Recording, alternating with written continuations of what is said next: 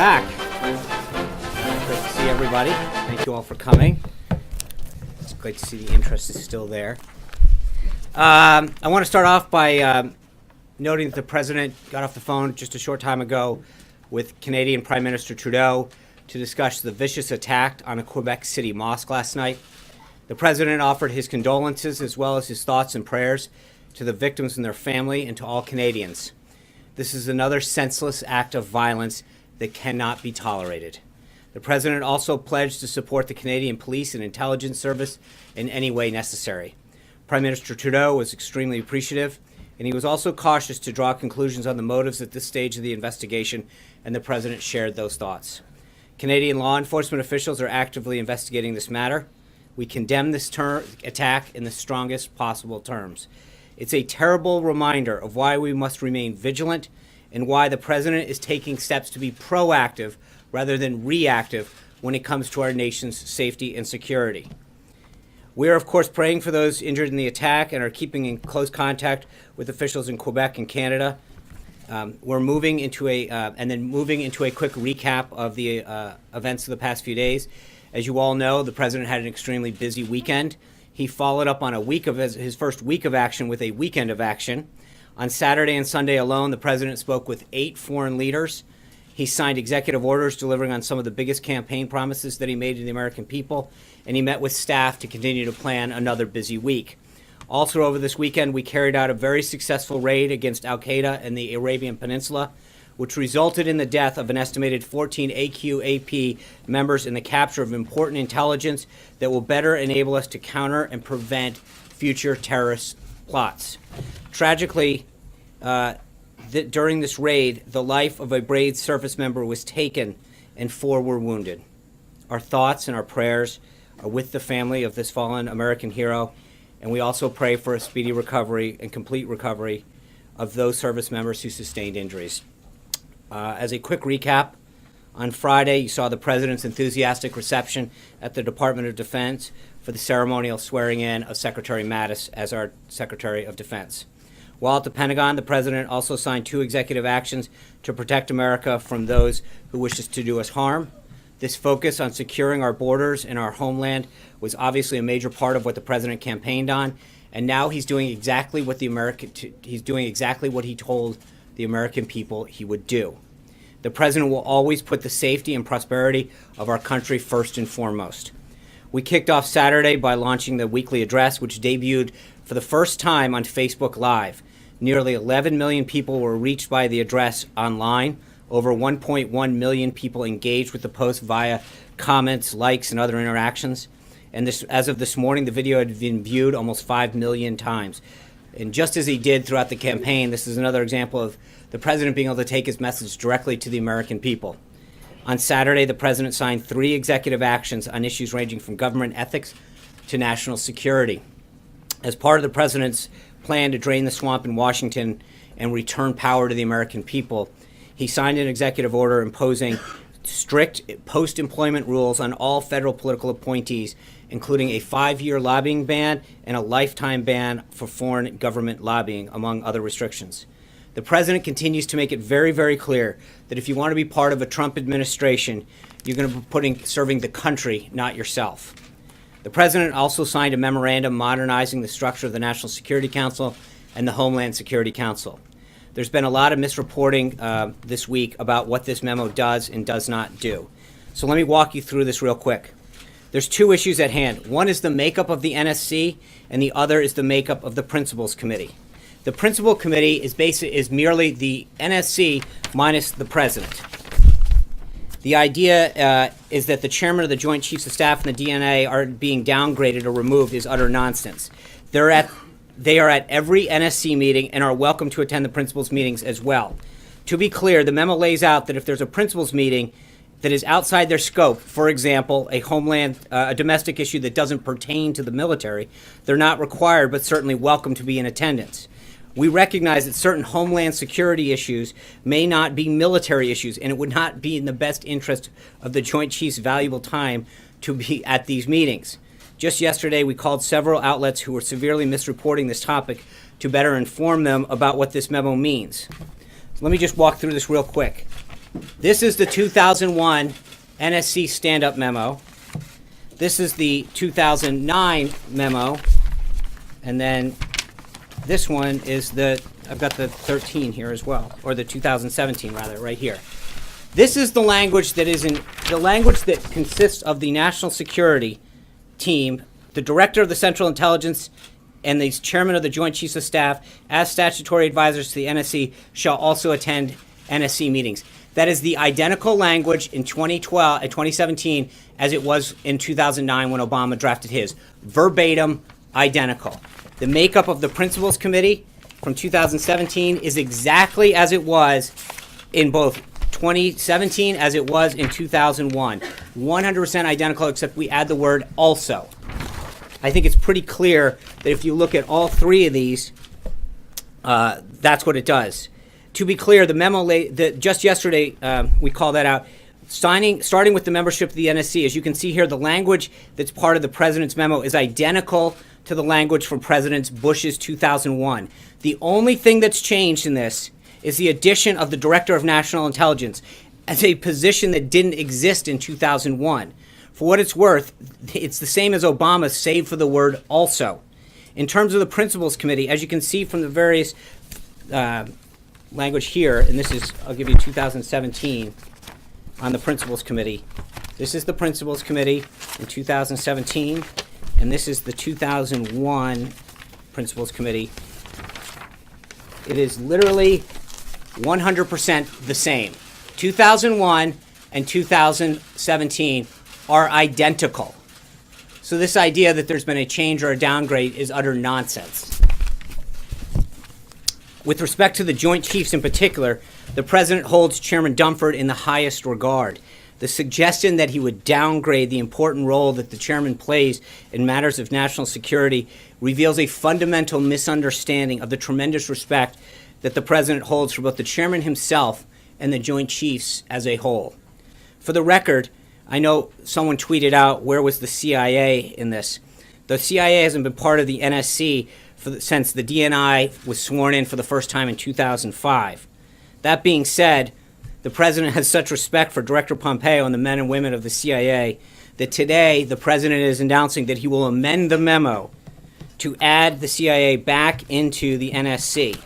So I know that there was a tweet yesterday from the former National Security Advisor that said, where is the CIA out of everything?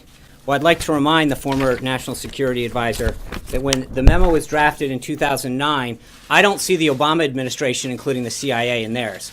It is President Trump that is including the CIA, not the former administration. So just to be clear, when it comes to the CIA, as you know, number one, it wasn't part of the restructuring of the NSC after the DNI was named and sworn in 2005.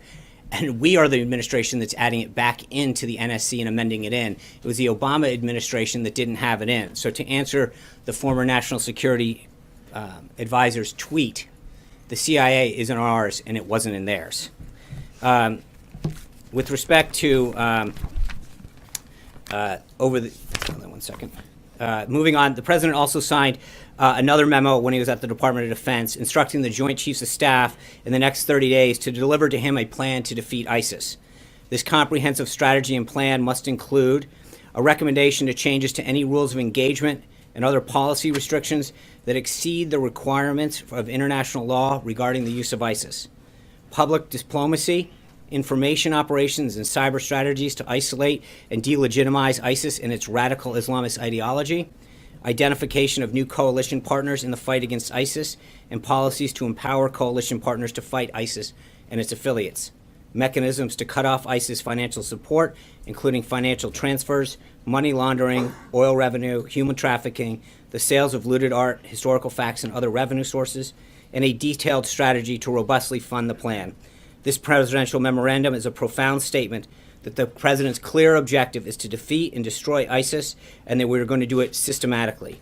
This is not only a necessary step for America's national security, it is also a humanitarian imperative. If ISIS is left in power, the threat it poses only grows. We know it has attempted to develop chemical weapons capabilities. it maintains a goal of recruiting homegrown terrorists, and its attacks against our allies and partners continue to mount. The United States must take decisive action, and the President is taking the necessary steps. Over the weekend, the President also held constructive phone calls with the heads of government from Australia, France, Germany, Japan, Russia, Saudi Arabia, South Korea, and the United Arab Emirates. During the calls, the President reaffirmed our partnerships and discussed strengthening our mutual defenses and interests throughout the world. The safety of the American people and the security of American homeland continue to be the President's top priority. His outreach to these leaders is a critical step in turning the page on the failed foreign policies of the past 8 years. Notably, he did all this in the face of extreme obstructionism from Democrats in the Senate, who are holding up 17 of his department or agency leads that require Senate confirmation. In contrast, 10 days into his term, President Obama only had 7 people in these positions awaiting confirmation. President Bush had all but 4 confirmed. If Senate Democrats think that voters are going to be okay with them continuing business as usual, dragging their heels and confirming qualified nominees, they sorely misunderstood the message this November. The truth is, these cabinet members are unbelievably qualified and will all be confirmed by the Senate. And Democrats know this. So it's time to stop playing political games with the core functions of our government. This morning, the Office of the U.S. Trade Representative sent 12 letters officially notifying the nations to the Trans-Pacific Partnership that the U.S. has withdrawn from the agreement, the next step in fulfilling the President's campaign promise to get our country out of unacceptable trade deals that don't put America's interests first. The President will continue to negotiate new, better trade agreements that will bring jobs back, increase American wages, and reduce our trade deficit. The White House Office of Intergovernmental Affairs has been hard at work making sure that all lines of communication are open at all levels of government throughout the country. As of today, the White House has made contact with all governor's offices in every state and territory, and deeper dive conversations on a range of issues have already taken place with 32 governors or their offices. Outreach efforts have touched 22 of 50 state attorney generals, 32 of 50 states secretaries of state, 16 speakers of the House, the leaders of the 10 largest federally recognized tribes, and the leaders of some of the country's largest counties and municipalities. All have expressed enthusiasm about working with the White House on issues impacting their local communities and families. The Intergovernmental Affairs Office is also preparing for the National Governors Association meeting in Washington at the end of February, at which the President plans to host a dinner. Today, the President started his day with a breakfast and listening session with small business leaders. A list of attendees is available if you're interested. The meeting comes on the heels of similar listening sessions that the President held last week with some of the country's top business and union leaders and frontline workers. He's made it clear in his first week in office through numerous executive actions, meetings, and listening sessions that he's fully committed to fighting on behalf of American workers and small businesses. This morning, the Vice President hosted a breakfast with King Abdullah II of Jordan at the Naval Observatory, and the President expects to greet the King this Thursday at the National Prayer Breakfast. The Vice President thanked the King for his efforts in advancing peace and stability in the Middle East, and reaffirmed the United States' commitment to Jordan's security and economic development. The two leaders discussed events in the region, including ways to accelerate the coalition's effort to defeat ISIS and promote a political solution to the Syrian conflict.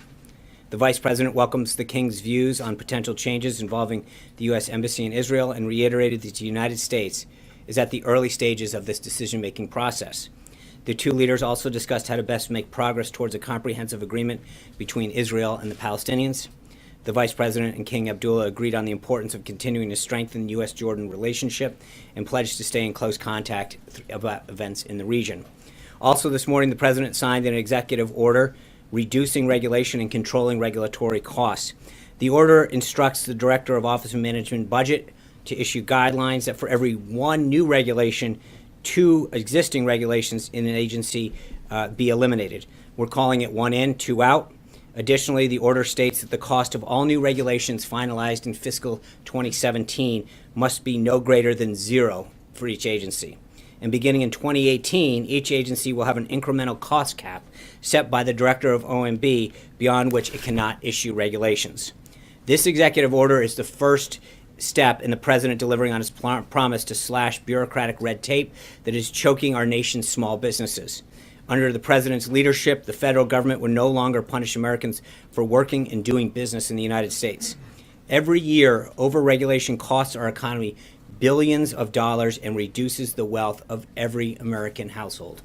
This executive order will help get the economy back on track and is part of the president's bold plan to create 25 million new American jobs in the next decade.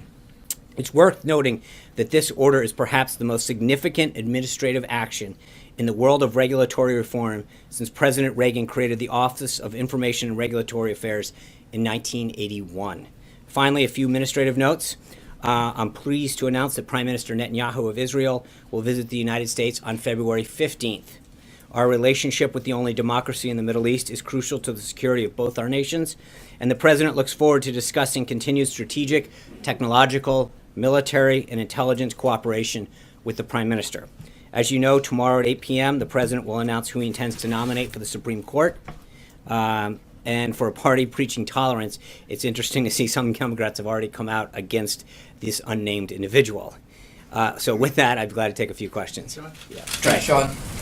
Over the weekend, President Trump requested that the King of Saudi Arabia join him by supporting safe zones in Syria. Right. What type of support does President Trump intend to provide, and when can Syrian civilians expect to receive this support? Well, I think it came up in several of his calls, and that's an important note that there is such strong agreement with how we address this problem, and you're seeing it from across the spectrum. It's important that we have stability in the region. And I think that the idea that this was an area of mutual discussion and agreement is important to talk when we talk about stability in the region. And so we'll have continued discussions on it. But I think that first step of getting both sides on the first page was a huge step forward. Yeah. Blake. Thanks, Sean. The president said today in that on-camera session with the business leaders talk about how the market has run up during the last couple of months. So I want to ask you a question related to that. Today, coincidentally, happens to be the biggest market drop since October. And one of the uncertainties for investors is that tax reform might not get done this year. So my question to you is, can the administration commit to major tax reform in 2017? Well, it's a two-way street. And I think that you've seen a commitment from the president to fight on behalf of small businesses. That's what this regulation thing was today. I mean, it really can't underscore how important it is.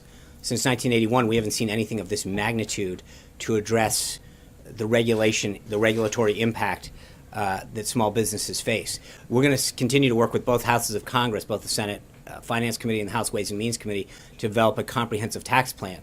And I think that there's eagerness on behalf of Congress to do that as well. So that is a very promising thing. But I would also note that when you look not just at the ups and downs of a market, but you look at consumer confidence and a lot of the other market indicators, a Trump presidency brought a lot of confidence back to traders, to investors, more importantly to job creators. And you look at the number of individuals, the small businesses, the large businesses, the automakers, all coming in and saying to the president, I want to be part of your effort, your agenda to make the country better, to grow jobs here, to bring jobs back here. I think it's a positive sign, not just on the ups and downs of one day's market fluctuation, but the overall commitment that businesses have to want to work with this administration to add jobs, to create better jobs, to add benefits, to find out how the president can ease the regulatory burden they face. So it's a holistic process that is being undertaken to unleash the American economy. And it's the approach that he's taking not just in small businesses, in large businesses, and with union workers, but he's looking at the energy sector. How do we unleash America's natural resources, not just to help us make us more energy independent, but how do we do that to create good paying jobs in America as well and get that economic boon that can come out of it? April. Sean, two questions. One, how important is national security information to you? How you're saying that they're at the table and they can come to the table if they want at some meetings. But No, that's not what I said, just to be clear. Okay. I don't think I can underscore this enough. What we're saying is nothing has changed. We've, in fact, added and grown this. The Director of National Intelligence and the Chairman of the Joint Chiefs are, by statute, part of the NSC. Full stop. What we've done is made sure that on issues of homeland security and domestic policy, they are always welcome to attend, 100%. However, if the issue is on, pandemic flu or other domestic type natures that don't involve the military, it would be a waste of time to drag the chairman of the Joint Chiefs Staff over. If he wants to attend, he's part of the committee, he can come anytime. So to try to talk about downgrading or not take this seriously is a misreading of this. It's really a disservice. And I think that for those people who took the time to read it, they understand that. But I've seen so much misreporting all this weekend about downgrading this individual or upgrading. The language could not be clearer. It is 100% identical. And so any misreading of it otherwise is a spread of misinformation. It's plain and simple. Okay, so you're saying they're at the table. No. But I'm saying they've always been at the table. And they continue to be, and that he has a tremendous amount of respect for him. And so any reporting otherwise is a misunderstanding of it 100%. let me ask my question. Okay. Okay, they're at the table, but how important are their suggestions or their statements to this administration? Unbelievable. When you look at Secretary Mattis was in the Oval Office, he was on the phone with CIA Director Pompeo this afternoon or this morning. He values their opinion. I don't think you can express in words how much respect he has, whether it's Chairman Dunford, General Mattis, General Kelly, Director Pompeo. All of these individuals, I think he's shown through deed and action and word how much he cares about them. The first stop he made was to the CIA because of how much he values the work that they do and the respect that he has for them. So I really don't know how much more he can do to show how much he values them. My second question, my last We're not question. going anywhere. When you talk about these 7 countries, these Muslim majority countries, I'm talking to a former official in the Obama administration from Homeland Security. They're saying that what you're doing is very different from what they did, and it's much more restrictive. What do you say to that? We're going to put the safety of Americans first. We're not going to wait and react. As I said in the statement, the president's going to be very proactive with protecting this country. We're not going to wait till we get attacked and figure out how we can make sure it doesn't happen again. He's going to do everything in his power to stop every threat that we face in this country and every potential threat. And that's the key point in this. How do we get ahead of threats? How do we keep America ahead of the curve when it comes to people who want to do us harm? And that's what the president's done, is he's made sure that every way possible we get down the path of securing this country, putting America's safety and security first and foremost, bar none. Major Garrett. Sean, you suggested over the weekend, and so did Stephen Miller, that the action taken on the executive order might have been related to some specific intelligence, that it was necessary to prevent something from happening, and any questions about why certain agencies may not have been as briefed up can be explained in part because it needed to happen right away. Can you? Well, no, walk us I think through just to explain explain what you were trying to get yeah, at there? thank you. I appreciate that opportunity. I think what we're trying to say is you don't know when the next threat's coming. You don't know when the next attack's coming. And so the best you can do is to get ahead of it, because if you wait, you're going to be reacting. And what I think I want to be clear on is the president's not going to wait. He's going to make sure he does everything in his power when he can to protect the homeland and its people. That's it. And so getting ahead of threats is the key. Not waiting till they happen, not saying, hey, once it happens, how do we react to make sure it doesn't happen again? I think what I want to be clear about is that since becoming president, he's continued to take steps through executive order and otherwise to make sure that this country is as safe as it can be and that we're ahead of every threat. In other words, it was not put in place on the timeline it was put in place and the procedures it was put in place because of specific intelligence that was suggesting something needed to be done. I'm not saying that at all. Okay, I just want to make sure on that. Yes, all I'm saying is that his view in general is not to wait to get ahead of the curve. There wasn't a specific threat. It was saying we have to do this Saturday, Sunday will be, but we just, the point that I'm trying to make is that we don't know when that hour comes. We don't know when that individual crosses into our border to do us harm. And so the idea of waiting when you don't know, could it be that night? Could it be the next day? Could it be the next week? And the president's view is, I'm not going to wait. I'm going to make sure that we protect the homeland and its people as soon as possible with every measure that I can. John Roberts. Just following up on that a little bit, I've got two questions unrelated, so I'll ask the second one after this. Number of legal challenges against this executive order. What's your level of confidence that you will prevail legally, and what's the basis for that level of confidence? Well, and the most prominent case is the one in the Eastern District of New York, and I think we won't even have to prevail in that case. It doesn't make any sense. It deals with people who are being deported. The action never spoke to it, never intended to deport people. It had to do with how do we process people in and detain them until we ascertain whether or not they sought to do us any harm. And again, remember, we're talking about a universe of 109 people. There were 325,000 people that came into this country over a 24-hour period from another country. 109 of them were stopped for additional screening. We've got to keep this in proportion, folks. This is 109 people being stopped out of 325 over a 24-hour period. And I know that everyone likes to get where they want to get to as quick as possible.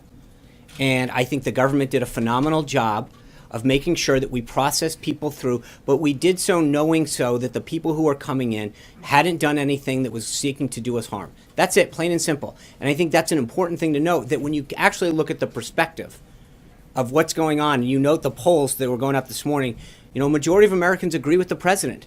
They recognize that the steps that he's taken were to keep this country safe and to make sure that we didn't look back and say, I wish we had done the following. But Judge Donnelly's order is just one of a number. There's four, I believe, right? Yeah. And Including I don't Boston. think any of the others are pertaining. All of the enforcement and action regarding the executive order is in place, and it still remains right now. And we feel pretty confident that if there's any problems, we'll prevail. It is again, this is a national security issue.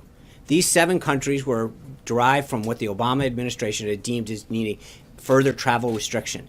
We followed through on that, and as we continue to go through this 90-day process review, we're going to make sure that we put a system in place that vets, extreme vets, these people who are coming into our country that potentially could do us harm. Plain and simple. John Gizzi. So second question. I'm sorry, I forgot. John said too. You can't forget things like that. Well, What's the president's response to Iran flagrantly thumbing its nose at the UN Security Council? we're aware of. Order, and if I could just finish, Prime Minister Netanyahu, who you mentioned will be coming here on the 15th, is looking to the White House for more sanctions against Iran. And I think we're looking into that. We're aware that Iran fired that missile. We're looking into the exact nature of it, and I'll try to have more for you later.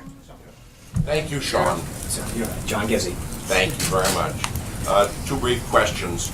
First, the president of ZOA, Zionists of America, put out a statement following the president's proclamation on the Holocaust, saying that the omission of Jews and what they experienced was, quote, painful, unquote. Is the president aware of some of the criticism from the American Jewish community, and does he plan to do anything about it? Well, I think he's aware of what people have been saying, but I think by and large he's been praised for it. I think the president recognized the tremendous loss of life that came from the Holocaust, but I think with respect to Israel and the Jewish people specifically, there's been no better friend than Donald Trump when it comes to protecting Israel, building a better friendship with Israel. You look at what Prime Minister Netanyahu's talked about. He welcomes this administration. He appreciates the friendship and respect that he has shown to Israel and to the Jewish people. But to suggest otherwise, John, I frankly got to be honest. I mean, the president went out of his way to recognize the Holocaust and the suffering that went through it and the people that were affected by it and the loss of life, and to make sure that America never forgets what so many people went through, whether they were Jews or gypsies, gays, disability, I mean, priests. And I get it, but at the end of the day, I don't think when you look at the state of Israel or the Jewish people themselves, I think there's been no better friend to Donald Trump, especially after the last 8 years. The tremendous respect that he's shown Israel, the Jewish people, and to suggest anything otherwise is frankly a little disappointing. Sean, Okay. second question. I'm getting way too into the second question. Thank you. Several NGOs that have helped people from the countries affected have said they specifically have focused on people who interpreted for our military, Right. and say they would be affected by this. I believe Secretary Mattis said he hoped to specify that to give these people Right. a better shot at it. Is there going to be any change? But you look at that one interpreter yesterday, came back, he was interviewed on television and said, I love Donald Trump. I think we recognize that people who have served this country, we should make sure that in those cases they're helped out. But that doesn't mean that we just give them a pass. The Obama administration, I think it was 2009, let 2 people through the Iraqi program in. Those people came to the United States and tried to plan an attack in Kentucky. I think that we've got to recognize that people who have helped this country, who have served this nation, might not be citizens at the time, want to come here, that we need to appreciate the service that they've had. That doesn't mean that we don't let them in without a certain degree of vetting. And I think that's what we're going to do to make sure, again, that the onus is on us to make sure that we're protecting the American people. And that people who want to come into this country do so in a peaceful way. Margaret, sorry. In a departure, I'd like to ask you about Dodd-Frank. President Trump said this morning he's going to do a big number on Dodd-Frank, and I wanted to know what's the time frame for the big number? Is this legislation that you're looking at teaming up with Republican lawmakers on, or do you think that the big number can mostly be handled through an executive? I think we're continuing to work with the legislative affairs team on that. I think today what you saw was the first step down the path of regulatory relief to our nation's small and large businesses as well. And I think that he understands, especially as a businessman himself and someone who's been involved in financing, the impact that Dodd-Frank has had on lending in particular, and the impact that it has on small and large businesses. So I think we're going to continue to work with Congress on reform. And we'll have more for you on that at some point in the future. Can I just also? Thanks, Sean. I'm sorry. Okay, we're doing 2 for a day. Oh, that's great. Okay. I'm wondering, do you expect an EO on H-1Bs as part of all this coming anytime soon? And also, I just wanted you to be aware that President Obama, through his spokesman, has now issued a statement on the executive order. Okay. Thank you. I think with respect to H-1Bs and other visa, it's part of a larger immigration reform effort that the president will continue to talk about through executive order and through working with Congress.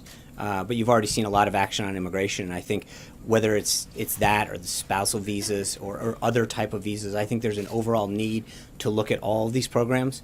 And you'll see both through executive action and through comprehensive legislative measures a way to address immigration as a whole and the visa program. Zeke.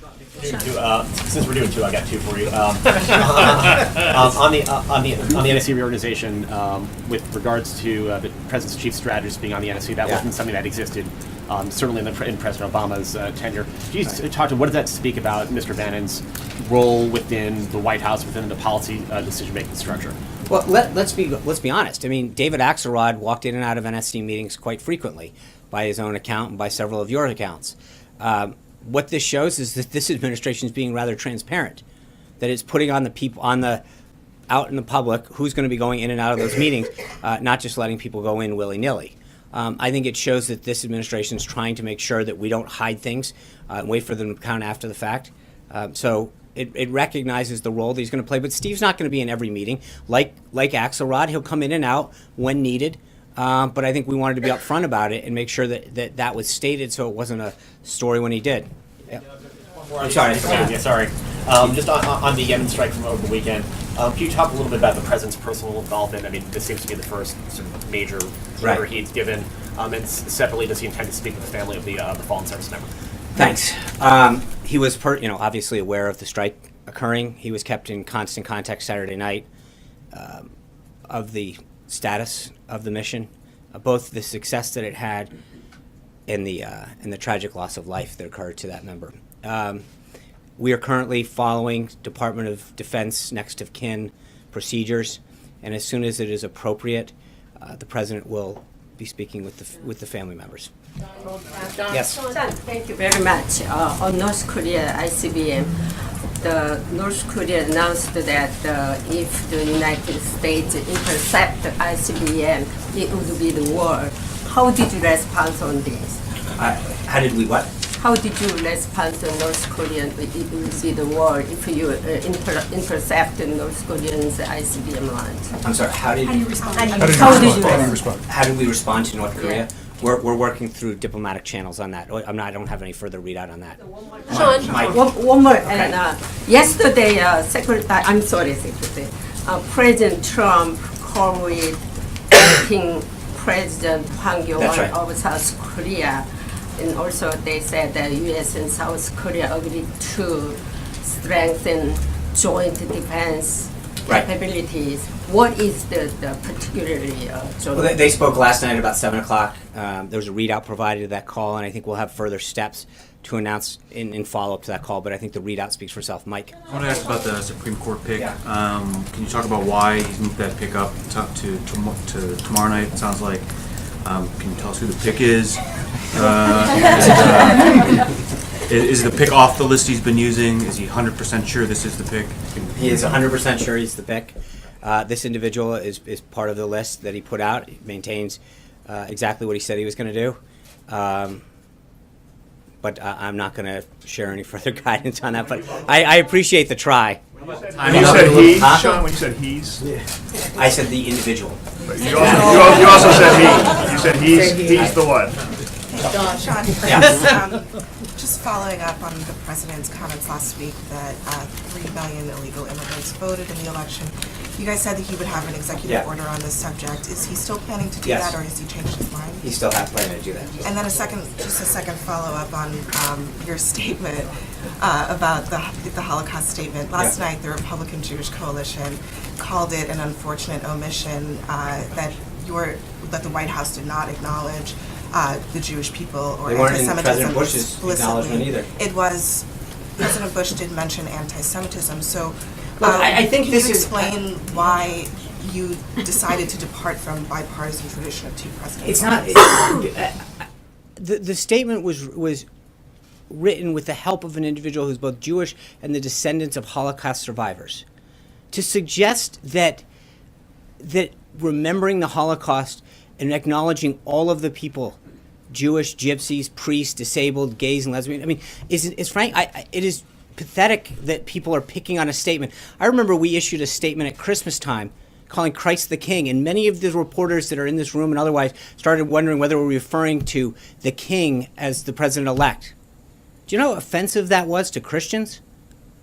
I mean, the idea that you're nitpicking a statement that sought to remember this tragic event that occurred and the people who died in it is just ridiculous. I think he acknowledged the suffering that existed and wants to make sure that it's enshrined in the American people's memory so that something like this never, ever happens again. And I think to sit there and suggest that he was trying to single out anything, in a people of which he has shown such tremendous respect for, and such a willingness in terms of the state of Israel to go out there and show the partnership that needs to exist between us and respect. And when you contrast that, frankly, a statement, and you look at the actions of the last administration, the Iran nuclear deal, them giving Palestine an equal footing in terms of the amendment that was passed to the UN Security Council on their way out the door, to compare a statement that remembers the Holocaust with the actions of the last 8 years and the disrespect that was shown to Israel is unbelievable. Where were the questions about the UN Security Council resolution that came forward and the idea of this unprecedented step that the outgoing administration took as a massive slap in the face of Israel? Where were the questions then? The statement, No, I didn't. Sean? Did I say that? No. You mentioned that. I know what I said. Senate I didn't say Jared's name. So it was No, not. I'm not. But I'm just saying. No, I'm not getting into who wrote it. But he has several members of the Jewish faith on his senior staff, and to suggest that it was an omission of anything else is kind of ridiculous.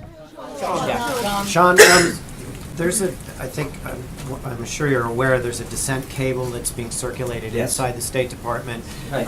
and takes issue with the executive order.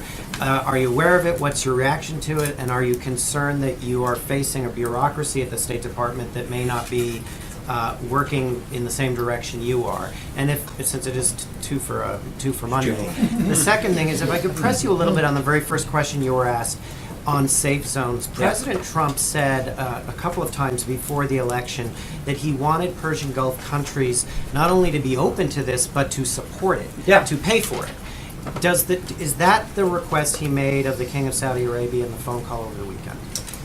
So on the first part, the first part dealt with the dissent cable. Yes, we're aware of that. This is a procedure that is part of the State Department's way of letting career officials, career Foreign Service officers express themselves. Obviously, we're aware of it. But I think that any government official, or anyone who doesn't understand the president's goal in this and what this actually was. Again, I think this has been blown way out of proportion and exaggerated. Again, you talk about in a 24-hour period, 325,000 people from other countries flew in through our airports, and we're talking about 109 people from 7 countries that the Obama administration identified. And these career bureaucrats have a problem with it. I think that they should either get with the program or they can go. Hold on. This is about the safety of America. And there's a reason that the majority of Americans agree with the president. It's because they understand that that's his number one priority. And it's his number one duty, as it should be with any leader, to keep our people and our institutions safe from attack. And that these steps are frankly common sense steps that the president's taking to make sure that we're never looking in the rearview mirror saying we should have done something like this. And then On the safe zone, so you asked him to pay for this. he did have a conversation about financing with them as well, yes. Yes, Cecilia, oh, sorry. Cecilia. Thank you, Sean. President Obama, this statement that was just referenced earlier, said that he's heartened by the level of engagement taking place in communities around the country. Does President Trump have a message for the protesters, and does he have a message for the 109 people that you just mentioned, and since it's 2 for Monday, on this memo about the plan to defeat ISIS? The president campaigned and said that he had a plan to defeat ISIS, does he? Yes, he does, and he's talking to his generals to make sure that they provide him the feedback necessary to implement it. That is an ongoing conversation that he continues to have with both the Joint Chiefs, Secretary of State, designee, the Homeland Security Secretary, and the Secretary of Defense. But he has been having that conversation within his National Security Council, within his advisors, to make sure that he has that. He has tasked the Joint Chiefs with a plan to come up with and implement some of his recommendations and some of theirs to make sure that we can defeat ISIS. And on the message, please, to the protesters and specifically to the families who this weekend were caught up in this. Yeah, and I think that it's a shame that people were inconvenienced, obviously, but at the end of the day, we're talking about a couple hours.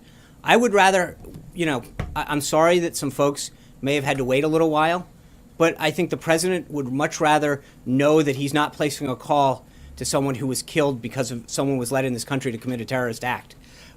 So if you weigh the calls that we have to have, someone being temporarily inconvenienced coming into an airport, and I think when you do talk to some of those people, as I mentioned, a couple of them were interviewed and said, we understand that the president was doing this in the best interest of the country. Look, coming into this country is still a privilege. We're the greatest country on earth. And being able to come to America is a privilege, not a right. And it is our duty, and it is the president's goal to make sure that everybody who comes into this country, to the best of our ability, is here because they want to enjoy this country and come in peacefully. And so he takes that obligation extremely seriously. And so, hold on, I'm just going to finish Cecilia's question since she's so good on the second one. That to make sure that somebody is inconvenienced a little. And people experience this all the time, sometimes going in and out of TSA. We have to wait in lines too. But we do so to make sure that we're getting on a plane, to make sure that we're going to a destination, not committing a nefarious act. I think that the safety of our country, the safety of our people, is always going to be at the forefront of this president's head. And this is where he wants to go. And so, again, I think that we've got to keep all of this into proportion. We had 109 people that were temporarily detained. They're all in. But they were temporarily detained to make sure that the safety of the other 324 million Americans was put first. I don't see how that's a big problem. Follow up on the extreme vetting. Advocacy groups are saying that we already have extreme vetting. It takes anywhere to 18 to 24 months for people who are applying for asylum or refugee status to go through that vetting process. So how do you justify making it even more extreme? And also, do you plan to add more countries to the list since some of the 9/11 terrorists? Yeah, it's a 90-day review period. And if you've got other countries, please let us know.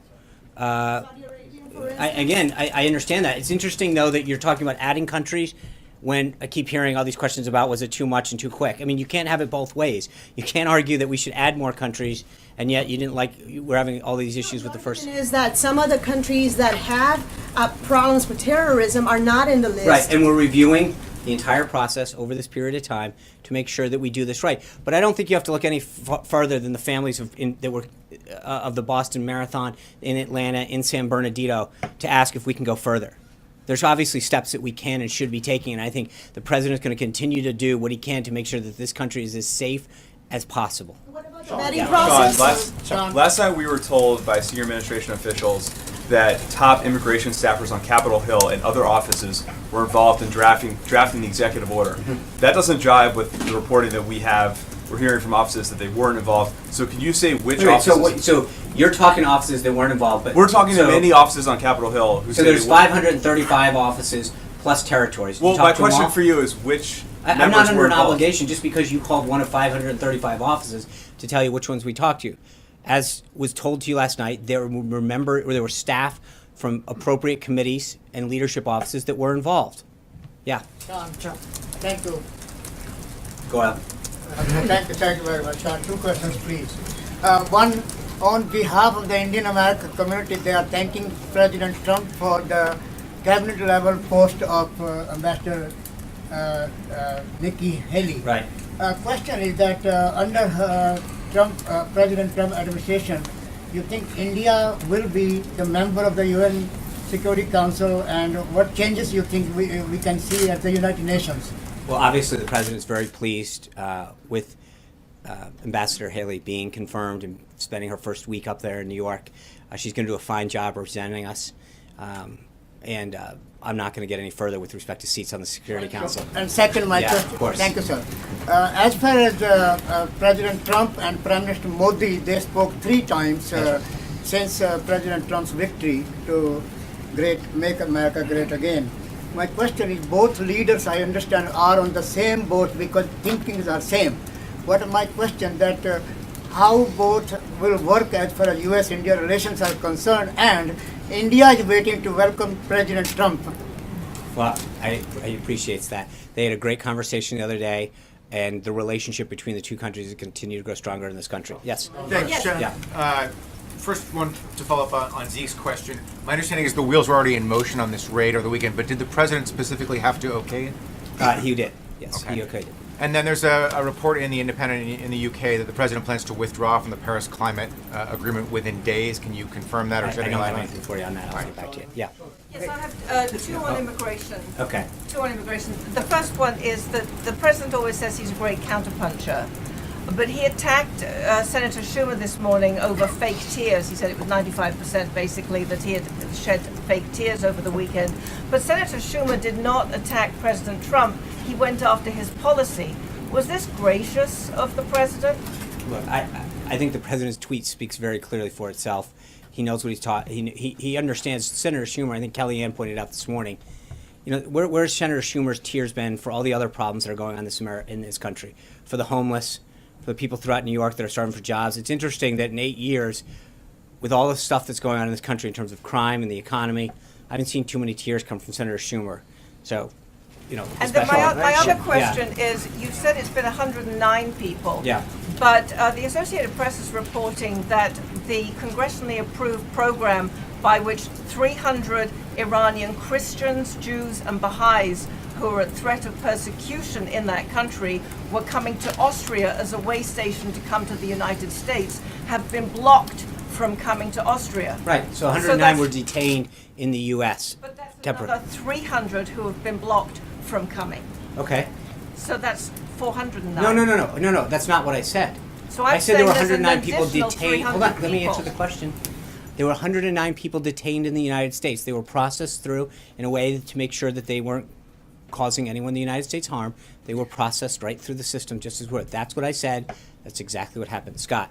Yeah, Sean, what's your level of concern about any kickback from some of these countries that are on that list of 7 as far as how relations may work in the future? And some people obviously are critical of the fact you have countries like, for example, mentioned Saudi Arabia or Afghanistan, where we have had attacks on U.S. soil with connections to those countries. So do you foresee those being added? So are you asking what is our concern with their reaction to us? Yeah, absolutely. Yeah, look, I think the president's number one goal is the protection and safety of the United States and its people.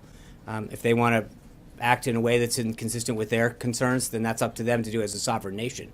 But it is our duty, and it is his duty, to make sure that this country and its people are protected first and foremost.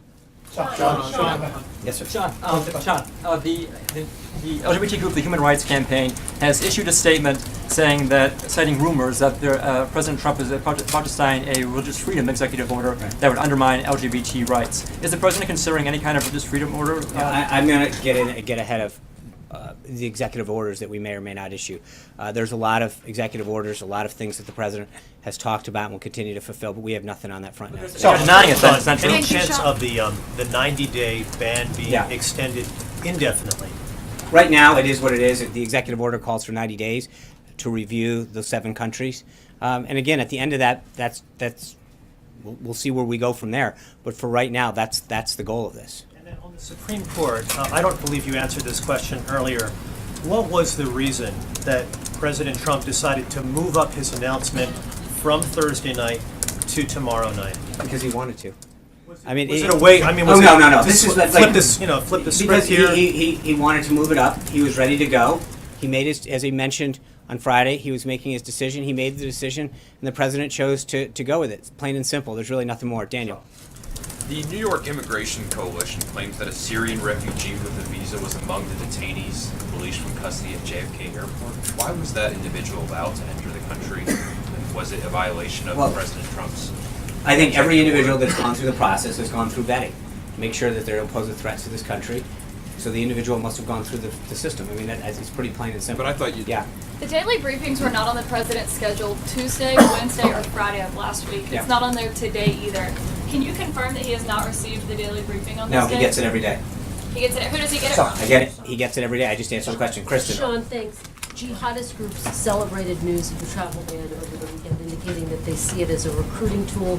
Former CIA and NSA Director Michael Hayden said that he believes this travel ban could make the U.S. less safe. So what do you say to those who argue this travel ban will make the country less safe? Again, let's go back and look at what it is. 7 countries that the Obama administration had already identified needed further travel restrictions. They didn't issue a ban. I understand that, but what I'm saying is that the president recognizes that it is his duty and obligation to make sure that we keep this country safe, and that and by instituting a process by which we look at these countries over a 90-day period, and the process by which people can come in and out of this country to ensure the safety of each and every one of us, I think is something that makes a heck of a lot of sense. So I understand, and I think in a lot of cases, and I say this respectfully, that I think some people have not read what exactly the order says and are reading it through misguided media reports. I mean, that's when you actually read the report and understand the nexus of it and how it's working. And again, look at how it worked. When you talk about the 325,000 people, 109 were temporarily inconvenienced for the safety of us all. From Iran for 5 hours. So separate And they were from processed his through, Kristen. That's the process. I get the point is that you can go through and nitpick and say, okay, well, this individual is, but that's why we slow it down a little. And to make sure that if they are a 5-year-old, that maybe they're with their parents and they don't pose a threat. But to assume that just because of someone's age or gender or whatever, that they don't pose a threat would be misguided and wrong. Let me just ask you about the rollout as well. Did Secretary Kelly find out about the executive order as it was being signed, and did Secretary Mattis find out only hours earlier? Look, what I'm going to tell you is what has been briefed out previously, which is that all appropriate agencies and individuals that were needed to be part of the process were. Everybody was kept in the loop at the level necessary to make sure that we rolled it out properly. Vivian. Respond to the former president? On that note, and how well were those departments briefed? I mean, you just said yourself that the president is willing to act very quickly when he has to keep the country safe. And so is there a lesson to be learned from what happened last week in terms of maybe better preparing the departments that are relevant? Well, again, right. I understand the question that you're asking, but there's 2 things that have to get cleared up. One is if we announced this a lot earlier, it would have given people plenty of time to flood into the country who could have done us harm. That's not exactly a sound strategy, right? So the people that needed to be kept in the loop were kept in the loop. The people that needed to be briefed were. And if you, again, I think that this is largely overblown. When you look at the context of how big this was and the number of people that caught up, it's relatively minor as a percentage of the overall total. So when you look at how this worked on a Saturday, 109 people out of 325,000 were slowed down going in. I truly believe that it is being blown out of proportion, the extent to which this actually was, for what it did. And I think, frankly, government functioned very well We made sure that the people coming in weren't coming in to do us harm. We made sure that the people who said that they went back to a country that was one of those 7 did so without any intent to do this country or people harm, and they all got in after the screening. The system actually worked really well. I mean, that's the takeaway from this, that the system worked well, the country is safer for it. Sean, do you want to respond to the former president? Can you answer how many, I know you said 109 over the last 24 hours since the executive order. How many went through since that 24 hours have been detained for a number of hours? To my knowledge, I can try to get you that number. I don't believe it's many. The idea was those were the folks that were basically caught in transit when the executive order was issued. Then it becomes a prospective thing that they're applying through their country.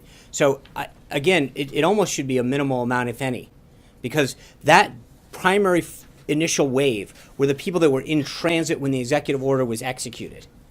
The rest of them weren't allowed to actually enter back and are going through the process through the consulate and regular system. So it is actually a pretty easy way of ensuring that the system worked well. Yeah. Just to clean up something you said earlier in the briefing, you said with respect to the career diplomats at the State Department who disagree and are signing this cable that they should get with the program or they can go. Mm-hmm. Are you suggesting they should resign their post? Well, I'm just saying that the president has a very clear vision. He's been clear on it since the campaign. He's been clear on it since taking office that he's going to put the safety of this country first. He's going to implement things that are in the best interest of protecting this country prospectively, not reactively. And if somebody has a problem with that agenda, then they should that does call into question whether or not they should continue in that post or not. But the president was elected, and I think again, look at the polls that have come out so far. The American people support what the president's doing. Everyone in here needs to get out of Washington once in a while and go talk to people throughout America that are pleased that this president is taking the steps necessary to protect this country. And so I do look. I know the president appreciates the people who serve this nation and the public servants. But at some point, if they have a big problem with the policies that he's instituting to keep the country safe, then that's up to them to question whether or not they want to stay or not. But I do think that, again, you got to remember the goal of what the president's doing. David Brody. So what's the president's message, Sean, to Senate Democrats who have clearly signaled their intention to filibuster his Supreme Court nominee? What is the president's thinking? It's not just the president's message. I think the American people's message. They want change. They wanted bold, decisive leadership. That's what they voted for in Donald Trump in November. And I think for Senate Democrats to look at this opportunity after the election to slow walk and play political games with these people who are unbelievably qualified to lead the candidates, or the choice that they've made before. I mean, think about this. He met with a bunch of Senate Democrats to talk about the qualities they want in a judge. And before they've even heard who this individual is, you've got some of them saying absolutely no. I mean, that just shows you that it's all about politics. It's not about qualification. The president has a right to have his nominees taken up. That is part of, and so for them, it is going, the default used to be unless qualified, confirmed. And it is now going to always no. And I think that's a pretty sad message, not just what they heard from the president, but I think that they heard loud and clear from the American people. And especially if you think of where the Democratic Party has gone in the last 8 years. They've lost seats at every level. They were supposed to take back the Senate. They didn't. The Republicans did very well in the House. We won the presidency. The president won 9 of 13 battleground states, 33 states overall, 2,600 counties. The message came through loud and clear that the American people wanted decisive leadership. They're getting it. I think if you're a Senate Democrat, you've got to wonder whether or not you're getting outside of Washington enough. Thank you guys very much. I'll see you tomorrow. Respond to President Obama. President Obama?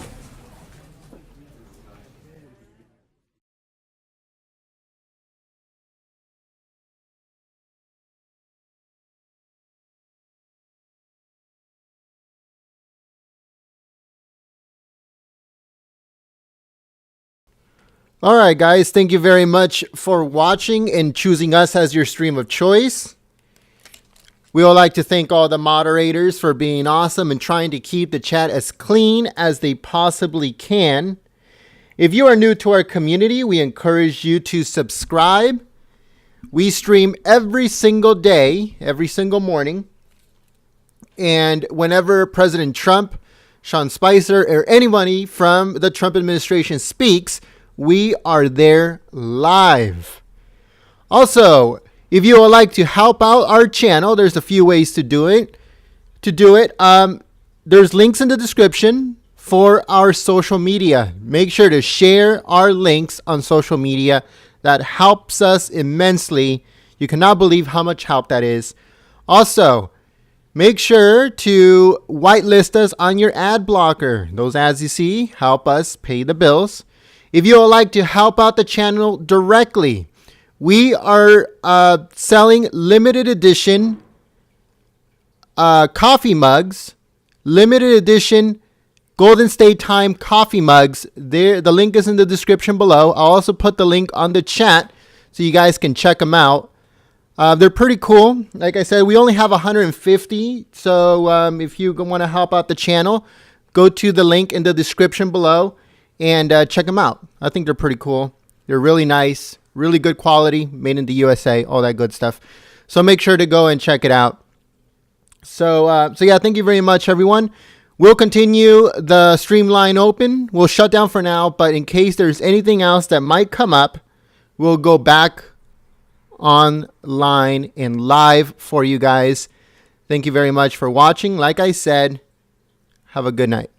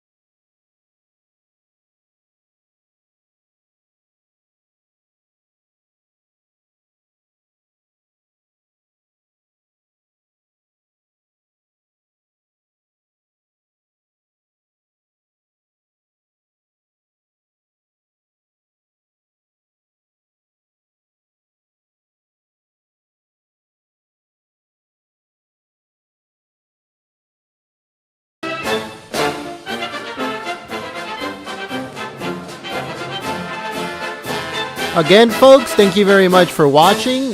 We'll keep, like I said, the lines of the streams open just to see if anything else will come up. We'll be uploading 2 videos today, 2 breaking news videos, so stay tuned for that. Like I said, make sure to click that subscribe button. If you're already part of the community, don't forget to hit the little bell, because that will send you a notification as soon as we go live or we upload any videos. Now, I'm trying to put up the link to our limited edition coffee cup, but for some reason it's too big. So make sure to go in the description below and check it out.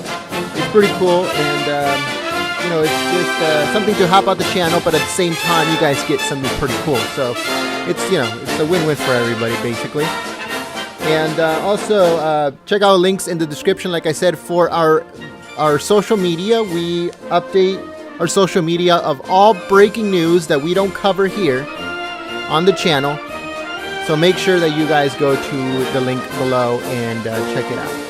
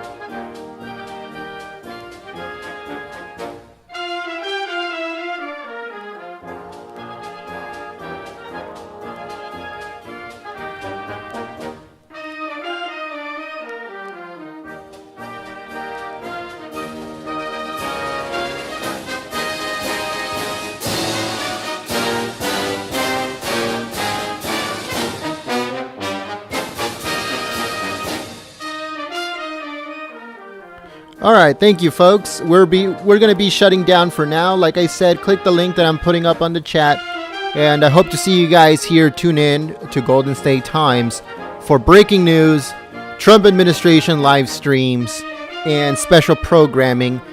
Our second show is coming this Thursday at 6 p.m. Pacific, 9 p.m. Eastern. So make sure to join us. It's this Thursday. There might be a special guest for our show, Golden State Live, but we never know. Our last show ran 5 hours, and many of you guys stayed for those 5 hours, which is amazing, and I'd like to thank you so much for that. I did not expect as many people to show up, and I definitely did not expect people to stay for 5 hours here with us, and we had tons of fun. We enjoyed it very much, and we're doing a second episode this Thursday, 6 p.m. Pacific, 9 p.m. Eastern. See you guys soon.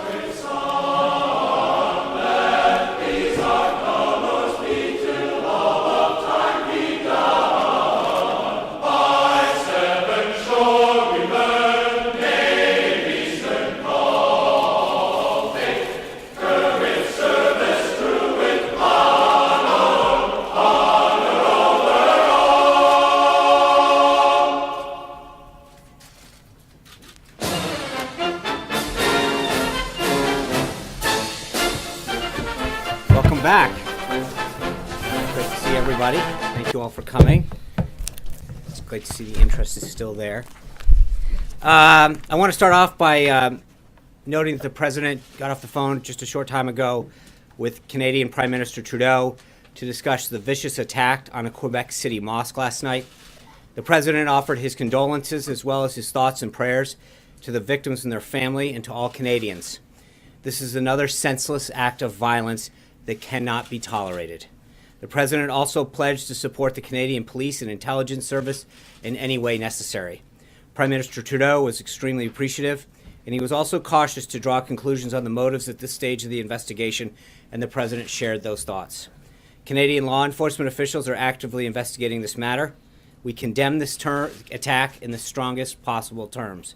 It's a terrible reminder of why we must remain vigilant and why the President is taking steps to be proactive rather than reactive when it comes to our nation's safety and security. We are, of course, praying for those injured in the attack and are keeping in close contact with officials in Quebec and Canada. We're moving into a quick recap of the events of the past few days. As you all know, the President had an extremely busy weekend. He followed up on his first week of action with a weekend of action. On Saturday and Sunday alone, the President spoke with 8 foreign leaders. He signed executive orders delivering on some of the biggest campaign promises that he made to the American people, and he met with staff to continue to plan another busy week. Also over this weekend, we carried out a very successful raid against al-Qaeda in the Arabian Peninsula, which resulted in the death of an estimated 14 AQAP members and the capture of important intelligence that will better enable us to counter and prevent future terrorist plots. Tragically, during this raid, the life of a brave service member was taken and 4 were wounded. Our thoughts and our prayers are with the family of this fallen American hero, and we also pray for a speedy recovery and complete recovery of those service members who sustained injuries. As a quick recap, on Friday, you saw the President's enthusiastic reception at the Department of Defense for the ceremonial swearing in of Secretary Mattis as our Secretary of Defense. While at the Pentagon, the President also signed 2 executive actions to protect America from those who wish to do us harm. This focus on securing our borders and our homeland was obviously a major part of what the President campaigned on, and now he's doing exactly what he told the American people he would do. The President will always put the safety and prosperity of our country first and foremost. We kicked off Saturday by launching the weekly address, which debuted for the first time on Facebook Live. Nearly 11 million people were reached by the address online. Over 1.1 million people engaged with the post via comments, likes, and other interactions. And as of this morning, the video had been viewed almost 5 million times. And just as he did throughout the campaign, this is another example of the President being able to take his message directly to the American people. On Saturday, the President signed 3 executive actions on issues ranging from government ethics to national security. As part of the President's plan to drain the swamp in Washington and return power to the American people, he signed an executive order imposing strict post-employment rules on all federal political appointees, including a 5-year lobbying ban and a lifetime ban for foreign government lobbying, among other restrictions. The President continues to make it very, very clear that if you want to be part of a Trump administration, you're going to be serving the country, not yourself. The President also signed a memorandum modernizing the structure of the National Security Council and the Homeland Security Council. There's been a lot of misreporting this week about what this memo does and does not do. So let me walk you through this real quick. There's 2 issues at hand. One is the makeup of the First to fight for the right and to build the nation's might, and the army goes rolling along. Proud of all we have done, fighting till the battle's won, and the army goes rolling along. And it's high, high, hey, the army's on its way. Down off the games on its front. For wherever we go, you'll always know that the army